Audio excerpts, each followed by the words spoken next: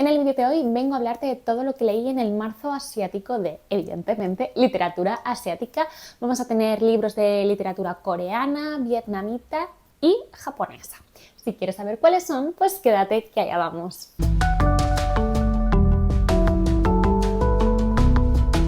Hola, ¿qué tal? ¿Cómo estás? Espero que muy bien. Yo soy Laura, esto es La Guay de Sí y vengo con el resumen de lecturas de todo lo que leí en el marzo asiático de literatura asiática, porque en marzo leí otras cosillas, tenéis un montón de vídeos ya publicados de las últimas semanas con esos resúmenes de lecturas y en esta ocasión nos vamos a meter de lleno en la literatura asiática. Vamos allá. Voy a empezar, creo que me voy a enrollar mucho, así que voy a empezar por otro para empezar ligera. Y voy a empezar con Ru de Kim Thuy. Esta es una autora vietnamita.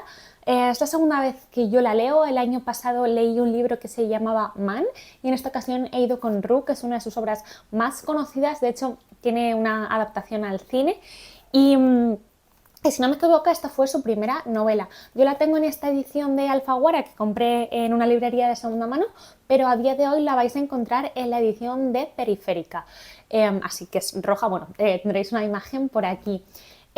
Kim Thuy, como os digo, ella es una autora vietnamita y ella ha vivido gran parte de su vida en Canadá y de hecho ella a día de hoy escribe en francés y todas sus obras, o no sé si todas la verdad, pero sé que la mayoría de sus obras tienen parte de su vida volcada, que tienen algo de ficción, pero tienen mucho de cosas que ella ha vivido, de su familia ha vivido, de recuerdos que ella tiene de ciertas cosas que vio a lo largo de su vida y de su estancia en Vietnam en el momento en el que tuvo que huir de allí junto con su familia. Y si no estoy equivocada, Ru es la que tiene más de su vida, de lo que tiene publicado hasta el momento. Esta es una novela de 2009 y es una novela particular que siento que no es una novela al uso porque bueno, tiene una estructura fragmentaria y eso siento que a veces hace que no sea ni del gusto de todo el mundo y que a veces sea incluso un poquito complicado meterse de lleno en la historia si no sé, como si no entras desde el principio. En mi caso, como no es la primera obra que leo suya, ya sabía que ella suele trabajar así en fragmentos, entonces entré fácil, pero lo leí con unas amigas y sé que a algunas sí que le costó un poquito entrar al principio. Como os digo, es una estructura fragmentaria, al final son capítulos muy cortos, hay algunos de ellos que son apenas un párrafo, otros son una hoja y muy pocos párrafos, o sea, hay muy pocos capítulos que duren más de una hoja, 2 hojas, 3 hojas, más que eso diría que no hay. Y esta fragmentación no solo es de temas o de escenas, sino que además no sigue un orden cronológico, entonces vas atrás en el tiempo, adelante, en diferentes momentos, entonces bueno, te hace estar bastante atento. Ru nos cuenta cómo, bueno, desde la perspectiva de la... ¿Es la autora? Se entiende que sí, pero bueno, la protagonista narradora, ella es una mujer adulta que hoy en día vive en Canadá, tiene familia, tiene hijos y va a ir contando, primero empieza un poco como creando una especie de paralelismo con la vida de su madre, ahora que ella se ha convertido en madre, como que se vuelve a unir a ella, entiende ciertas cosas que en otros momentos no unía, entonces a partir de ahí va a viajar un poco a su pasado. Ella, como os decía, nació en Vietnam y ella nació en el seno de una familia bastante acomodada. Esto me gustó mucho porque siento que, bueno, lo poco que había leído de literatura vietnamita realmente muchas veces estaba más desde el punto de vista del campesinado o de alguna clase oprimida y no desde cómo se vivió toda la guerra de Vietnam y sus consecuencias desde el punto de vista de una clase acomodada. Entonces esto hace que el personaje de la madre de la protagonista realmente es súper interesante porque es alguien que conoce lo que es tenerlo absolutamente todo, vivir en el mayor de los lujos y como es perderlo todo, luchar por tu vida, luchar por la vida de tus hijos y tener que empezar de cero en otro país con absolutamente nada, sabiendo que es un privilegio haber sobrevivido. Hay escenas absolutamente descorazonadoras de campos de concentración, luego pues por ejemplo os puedo contar, creo que no es spoiler, hay una escena de cuando están huyendo en unos barcos y los padres guardan pues, como pastillas de cianuro por si acaso los pillan para dárselas a los niños, o sea, bastante fuerte. Ya no que lo que pase o que deje pasar, sino ya ese nivel de desesperación, ¿no?, por parte de las personas de tener que agarrarte a ese posible plan B tan fuerte, ¿no? Imaginaros. Kim Thuy tiene un estilo muy minimalista, muy que recuerda a la poesía, es muy lírico, es muy bello, incluso cuando habla de horrores, y crea como escenas muy visuales y muy sensoriales y muy emocionales con muy pocas líneas, como ya os decía. Es un libro que yo tengo marcadísimo, tengo anotado, tengo post-its por en medio, tengo partes subrayadas porque son como grandes bofetadas lo que te va contando. Y nada, ella lo que cuenta cómo se hacía su infancia en Vietnam, cómo fue salir de allí y cómo fue, una vez que consiguen sobrevivir y llegar a Canadá, cómo fue empezar de cero allí. Te lo cuenta desde el punto de vista suyo, pero también reflexiona ya desde el futuro, o sea, desde el presente, desde siendo ya adulta, cómo fue ver la generación de sus padres, habla de muchos adultos como con la mirada apagada, como que se sacrificaron, ¿no?, para que sus hijos ya pudieran, no literalmente, pero sí en vida, para que sus hijos fueran los que tuvieran la oportunidad. Y hay mucho simbolismo, hay simbolismo en las cicatrices, en el agua, en la luz, y siento también que es una novela valiente en cierto sentido y un poco controvertida, porque es verdad que la protagonista, o la autora, si es que es ella, realmente se abre en canal y habla desde el privilegio, y eso puede ser realmente juzgado porque hay momentos que cuando ella de adulta vuelve a Vietnam, ¿no?, y reflexiona sobre que ya ella no es de allí, ya no se la percibe como es de allí, y reflexionando a ella sobre por qué hay algunas situaciones, algunos comportamientos que llaman la atención, pero que al mismo tiempo los entiendes teniendo en cuenta lo que has leído y de dónde ella viene y de dónde ella ha crecido, etcétera, etcétera, lo que ella ha vivido. Es un libro que también eso va a reflexionar mucho sobre la maternidad, diferentes maternidades, la de su madre y la suya propia. Va a hablar de cómo sus diferentes miembros de su familia, qué ha sido de ellos, ¿no?, después de salir de Vietnam. Vamos a ver diferentes personas, y es divertido y entretenido, y es algo que a mí me gusta mucho cuando al final de un capítulo enlaza con el principio del siguiente, siendo independientes, pero tienen como un lazo, ¿no?, de un personaje que de repente te presenta al final y se va a desarrollar en el siguiente, y se va creando así como una cadencia, como una unión con una canción a través de todos estos personajes de la misma familia. Hay mil y un detalles que descubrir en una historia tan corta. A mí me llegó dentro, la verdad. Siento que este libro tiene ciertos temas que yo, en lo poco que he leído de literatura vietnamita, es común en todos ellos, ¿no? Son todos los libros que al final abordan la guerra de Vietnam y sus consecuencias, hablan de el exilio y el desarraigo y de grandes dramas familiares, normalmente a consecuencia de los dos puntos anteriores, y eso lo tenemos aquí también en este libro. Es verdad que, claro, si tu familia o tú vives esas cosas, ¿cómo no querer escribir sobre ellas y cómo no que estén todo el rato en tu cabeza? Kim Thuy es una autora que a mí me encanta, voy leyendo más o menos un libro suyo al año, así que nada, este ha sido el que ha tocado en 2024, me ha encantado, lo recomiendo un montón, es un libro lleno de sensibilidad, muchísimo lirismo, una historia durísima y de los que te hacen reflexionar y aprendes también bastante. Vamos a aligerar ahora, y el siguiente libro del que os voy a hablar es un libro feel good, un libro así luminoso, no lo tengo aquí porque lo dejé en Madrid, que lo leí ahí y ya se lo dejé a mi madre. Es La asombrosa tienda de la señora Jeon, de Kim Ho Jeon, un autor coreano, y está editado por Duomo. Es un libro que es, como os digo, es un libro muy bonito, incluso por fuera, ¿no? Tiene una cubierta muy bonita con una ilustración, es así suave cuando lo tocas, y es uno de esos libros abrazo, es un libro sencillo, es un libro que no destaca especialmente por cómo está escrito, sino que es un libro para cuando pues buscas algo sencillo, algo que te abrace y que te deje con el corazón calentito, simplemente. Es una historia, realmente, si buscas la gran novela de la vida, no lo es bastante sencilla, es bastante predecible y no pasa nada, la verdad. Todo empieza cuando la señora Yeon, que es una señora mayor, está en un tren, no sabemos a dónde va, y se da cuenta de que ha perdido el monedero. Justo recibe una llamada desde la estación de Seúl de alguien que le dice que lo ha encontrado, que vuelva. Entonces, nada, ella vuelve y la persona que lo ha encontrado y que la ayuda en un suceso, en una cosilla que pasa ahí, es un hombre sin techo y un hombre alcohólico además, y bueno, ella le invita a la tienda que ella regenta, que es una tienda de conveniencia, estas tipo 24 horas, y le dice que, bueno, que vaya allí siempre que lo necesite por comida porque ahí siempre le van a ayudar. Y bueno, se inicia como una especie de cadena de favores por la que en determinado momento este hombre va a cubrir un puesto que se queda vacante, que es el de estar por la noche en la tienda, ¿no? Que es un trabajo que poca gente quiere porque, bueno, es un poco duro de estar allí. Y nada, vamos a ver cómo este señor poco a poco pues, va a ir dejando el alcohol porque es la única condición que le ponen, y a las personas con las que van entrando en contacto allí.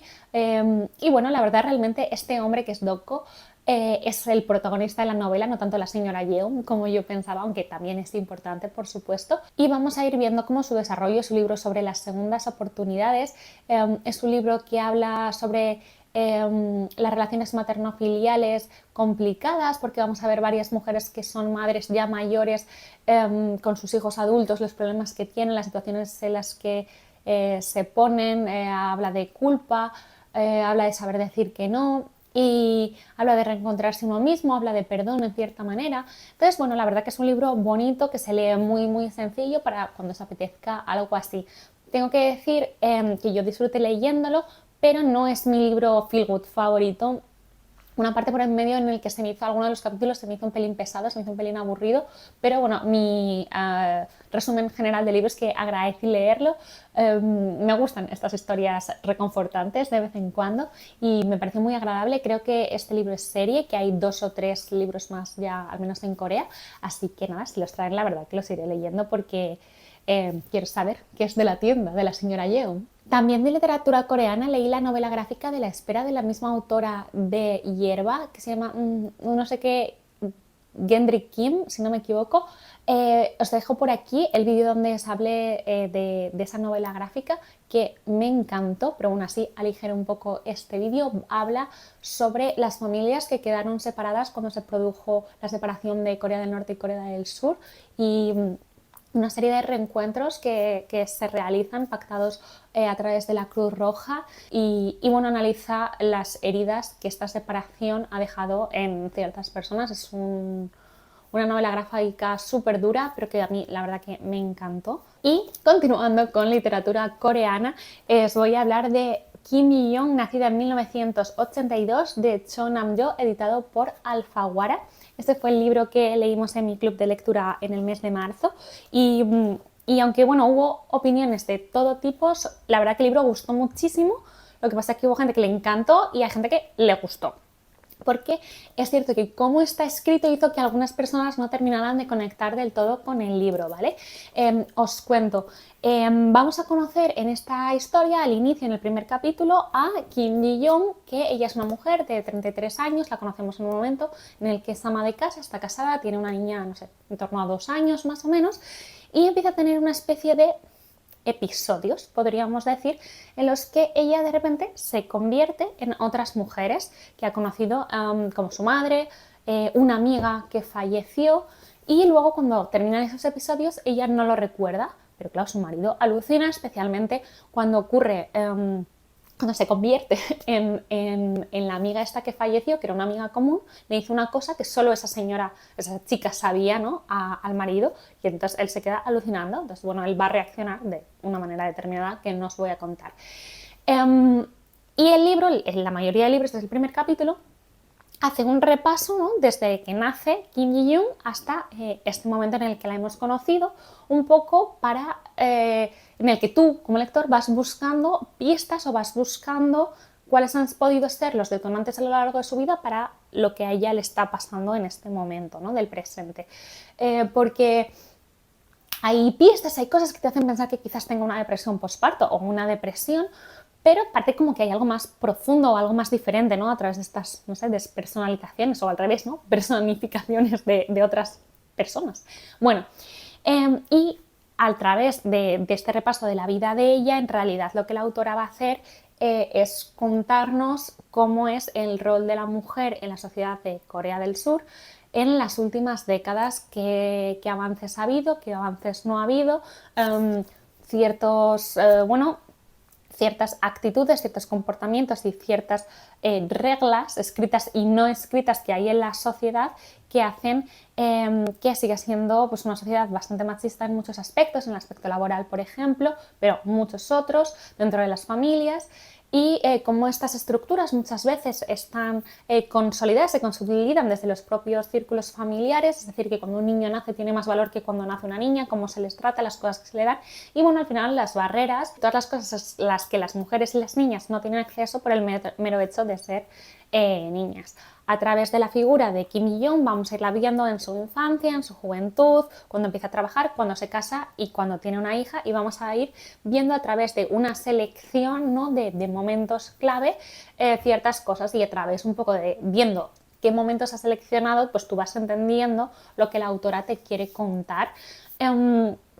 Además, eso, aunque está centrado en ella, tú no vives solo, ¿no? Entonces vemos su abuela, vemos su madre, vemos su hermana, vemos diferentes amigas, compañeras con las que se va reuniendo, y diferentes lugares, o sea, hay diferentes sucesos que van viviendo. Entonces hay como pequeños cambios, pequeñas revoluciones que en realidad son muy pequeñas, pero que con el paso de los años, si esas no se ven, no se da ningún cambio. Habla mucho de los cambios generacionales y es un libro que tiene escenas horribles, la verdad. Tiene ciertos temas que yo me quedé sorprendida, y otros que lamentablemente nada sorprendida, porque según además se va acercando al presente, para mí era aún más impactante. El presente es 2015 en la novela.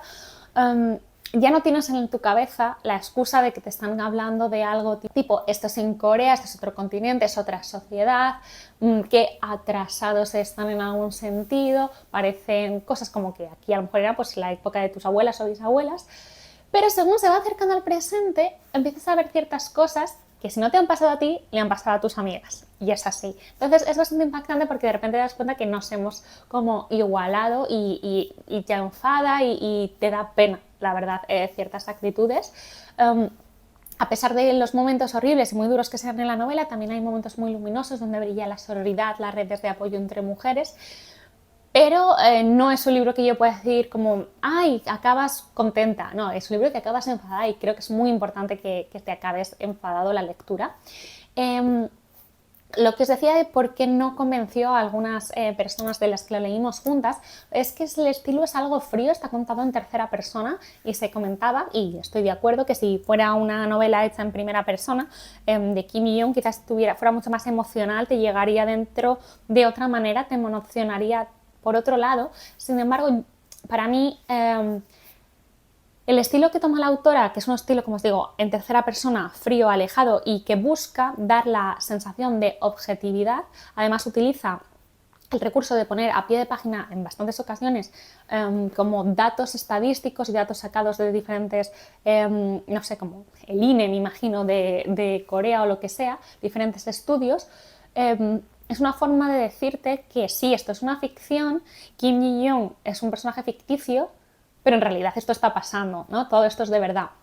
Entonces a mí me parece que estilo casi periodístico funciona muy bien. Y además, ese estilo y esa tercera persona, en realidad dentro de la propia novela, al final cobra sentido y entiendes por qué se ha narrado así. A mí personalmente el final me pareció brillante. No lo vi venir y me pareció que fue el broche perfecto a este libro que a mí me gustó tanto. Me gustó muchísimo el personaje de la madre de la protagonista, de Kim Ji-young, porque es un personaje entre la generación de ahora, la de Kim Ji-young, y la de su madre, que era pues una generación muchísimo más tradicional, y está como en medio, y es realmente la generación que sufrió muchísimo, pero que gracias a su esfuerzo y gracias a ciertas renuncias y luchas que tuvieron que vivir, se han dado ciertos cambios en la actualidad para la siguiente generación, para la generación de sus hijas. Me estoy dejando muchas cosas en el tintero, pero no quiero hablar 20 años de este libro, pues a lo mejor en algún momento puedo hacer una reseña. A mí personalmente me gustó muchísimo, me emocionó, me enfadó, y no me ha decepcionado para nada este libro, del que tenía altas expectativas, y pues muy pronto leeré el otro de la autora, porque me ha gustado muchísimo, ¿qué os voy a decir? Este mes de marzo he leído 2 libros de Haruki Murakami y estoy con uno actualmente, de hecho. Y estoy un poco como mi Haruki Murakami era otra vez. De hecho, estoy con el nuevo, con el de La ciudad y sus muros inciertos, pero no lo he acabado y de hecho me queda muchísimo porque es que no, me está gustando tanto que leo lentísimo, pero lentísimo. Igual leo un capítulo al día y lo dejo. Es que no quiero que se me acabe. En esas estoy. Y luego he acabado 2 libros de relatos. El primero de ellos sí que lo arrastraba del mes anterior porque es bastante largo y lo estuve leyendo por las noches. Y es Elefante desaparece, que está editado por Tusquets, como todo lo de Murakami en España. Y son 17 relatos que escribió Murakami entre 1980 y 1990-91. Y son muy variados, es una recopilación de relatos bastante larga, de hecho hay algunos que son casi novelas cortas, la verdad.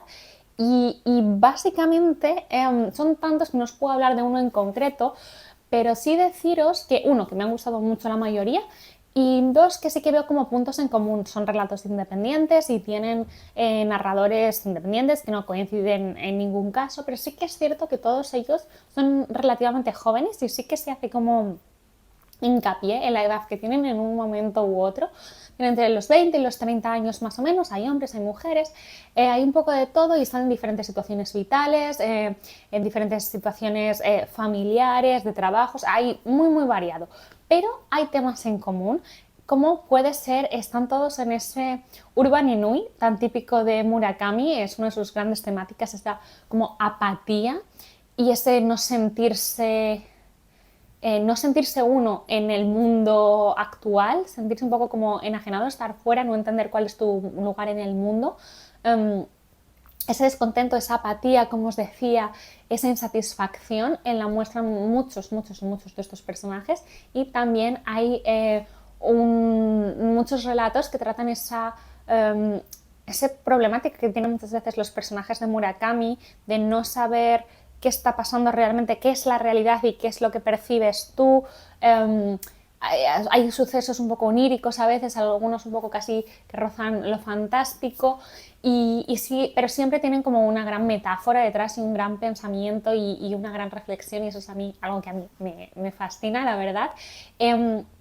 Hay muchos animales simbólicos, la verdad, en estos relatos, desde el que hay en el propio título, el elefante, pero también pájaros, y de hecho hay un relato que conecta bastante con Crónica del pájaro que da cuerda al mundo. Aquí hay otro relato que también se llama Crónica del pájaro que da cuerda al mundo, no sé qué. Canguro, la verdad que pues, los gatos, por supuesto, siempre presentes en Murakami. Hay un relato que, por supuesto, destroza el final de Ana Karenina. Si no lo has leído y lees ese relato, socorro, o sea, ya no leas a Ana Karenina, sí, porque da igual, porque es maravilloso, pero la verdad que te lo destroza entero. Muy guay, la verdad, me lo pasé muy bien. Son así un poco oscuros, un poco melancólicos, la verdad, no son los relatos más positivos de Murakami. No es que Murakami destaque por su literatura positiva, pero el otro del que os voy a hablar un poquito más, sorprendentemente, y el otro libro que he leído que me ha encantado, y de hecho este me ha gustado muchísimo, es Después del terremoto, de Haruki Murakami. Son también 6 relatos, pero aquí sí que hay como una unidad más clara, porque bueno, al final el libro se llama Después del terremoto, y este terremoto se refiere al terremoto que hubo en la ciudad de Kobe en 1995. Fue un terremoto bastante grande, la ciudad quedó arrasada, si buscáis imágenes lo veréis. Murieron cerca de 5.000 personas, muchos heridos, desaparecidos y luego pues eso, muchas pérdidas materiales. Y yo antes de leerlo sí que sabía que eran relatos, pero pensé que iba a ser hasta no ficción, ¿eh? Y que iba a ser más tipo entrevistas o algo como casi de documentación, y ha sido una grata sorpresa que no lo fuera. No porque no me hubiera interesado que sí, sino porque, claro, me esperaba otra cosa. Hay 6 relatos, como os decía, y 5 me han encantado. Otro un poco menos, la verdad, veo algunas cosas, pero es que los otros me han encantado, diría que es quizás de mis libros de relato de Murakami, este sea el favorito, y me ha sorprendido mucho porque, si bien es cierto, el terremoto es el punto común entre todos los relatos, ninguno se está ambientado en Kobe y ninguno habla del terremoto. El terremoto siempre aparece en las noticias, se menciona en una conversación, tal, no sé qué, es como el telón de fondo, ¿no? Y creo que lo que Murakami hace muy bien aquí es que nos presenta la vida de diferentes personas a las que, como ha sucedido este terremoto, ese le ha afectado de manera indirecta porque nadie estaba en Kobe, pero esa sensación de que, claro, literalmente el suelo sobre el que estás y en el que tú asientas toda tu vida, de repente tiembla, ¿no? Parece que va a desaparecer y las diferentes reacciones que puede haber a eso, ¿no? Entonces, bueno, tenemos personas que deciden cambiar su vida radicalmente, personas que viven con miedo, personas que se vuelven mucho más melancólicas, gente que de repente necesita como pensar y estar solo, un autor que de repente no sabe escribir, se queda como bloqueado. Es que la verdad que son historias muy, muy diferentes. Hay una persona que realmente hay luchas internas muy grandes. Entonces, son como estados emocionales muy complicados que se narran de una forma súper sutil y a mí me ha fascinado. O sea, me ha fascinado. O sea, es que me ha parecido increíble, muy diferente a lo que buscaba. Sobre diferentes reacciones, ¿no? a cosas en las que ves tu mortalidad, digamos, o tu vida de repente tambaleándose. Y de esta forma, y de esos miedos tan como humanos y tan empáticos, de aunque no te haya pasado a ti, ni lo sientas cerca tuyo, pensar que directamente puede pasar te hace cambiar tu vida y tomar ciertas decisiones. Y bueno, maravilloso. O sea, os lo recomiendo muchísimo. O sea, una gratísima sorpresa. Lo he leído con mis amigas Mary y Eva. Os voy a dejar sus Instagrams abajo porque también hablan de libros y nos lo hemos pasado de maravilla comentándolo, la verdad. He leído durante el mes de marzo Fuki no To, La granja de Atsuko, que es la cuarta parte de la pentalogía de La sombra del cardo de Nórdica. Aki Shimazaki es una autora que a mí me encanta. Tengo un vídeo dedicado a ella que voy a dejar por aquí, que podáis ver sin problema porque hay sin problema de spoilers y demás, porque básicamente lo que hago es explicar cómo ella escribe y algunas claves para entender su obra. Y bueno, un punto clave es que a pesar de que esta sea una cuarta parte, podéis leerla como novela independiente o en cualquier orden. Y aunque esto vaya un poco en contra de lo que yo he dicho muchas veces, cada vez recomiendo más leerlos y leerlos en orden, leerlos todos al menos. Tengo la sensación de que va de menos a más. Para mí, Azami, el club de Mitsuko, está bien, pero es el más flojo de toda la pentalogía de lo que tenemos publicado por ahora.